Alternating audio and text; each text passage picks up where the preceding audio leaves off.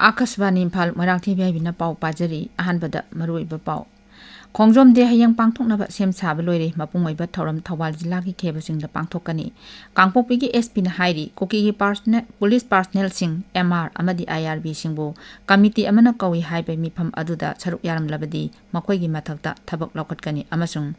Med Department Imphal Center na hairi Manipurda lakliba numit mangani asida akhak arau yauba nungsit sitkani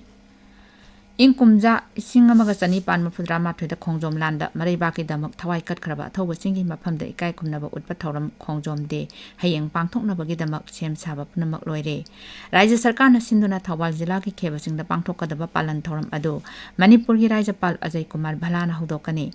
Thoram Aduda Raiji Chief Secretary Prasan Kumar Singchu Saruk Yagani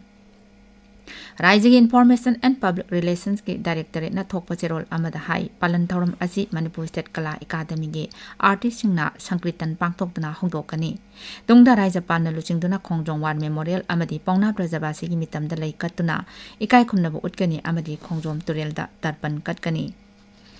Environment and Climate Change Vibhag ki lamjing makhada Association of Health Care Providers India Manipur Chapter Editors Guild Manipur Amju Manipur Adventure and Mountain Biking Association amasung River Bank Society Manipur na sinduna ngasi cyclothon ama pangthokre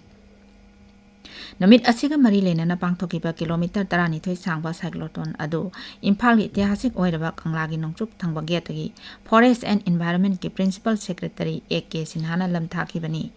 Sandal Forest Division asu ngasi palan thoram asi jila asigi Japho Upper Primary School da pangthoki thoram adu da Sandel gi DFO Dr. N Munal Meitai amadi school asigi headmaster Songsir Nicodim Monsang saruk yaki Palan thoram asi Students Union of Kanglei Park na su chinduna pangthoki mahiroi lup asina Imphal East Jilla da leba Lamjing Maira Sing Nongmaijing Sing amadi lup asigi Wangkhai da leba head office da ozara kaya thabana palan thoram asigi mapungoiba saktam oike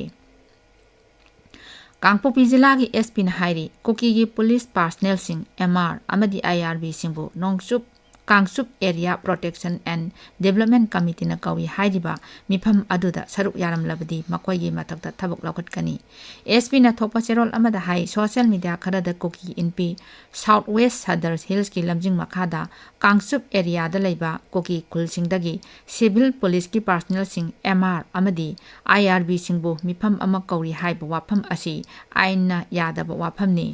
Masidagi personnel singna section na leibiyo amadi karigumba mifam aduda personnel amana yauramba tarbadi makoi gi mathakta action lakhatkani Med Department Imphal Center na hairi Manipurda lakliba numit mangani asida akhak arau yauba nungsit sitkani department asina piba weather report ki matung ina Manipur gi jilla khodingmakta pungda kilometer 30 dagena nifu phawba yangba nungsit sitlaba yai duga Imphal East Kamjong Thawal Kakching amadi Tengnopal di hariba numit asi namit nini khaktamak mayok nagani Amoramda Kakching Jilla da ngarang sabagi sang Celsius degree 18.53 yauki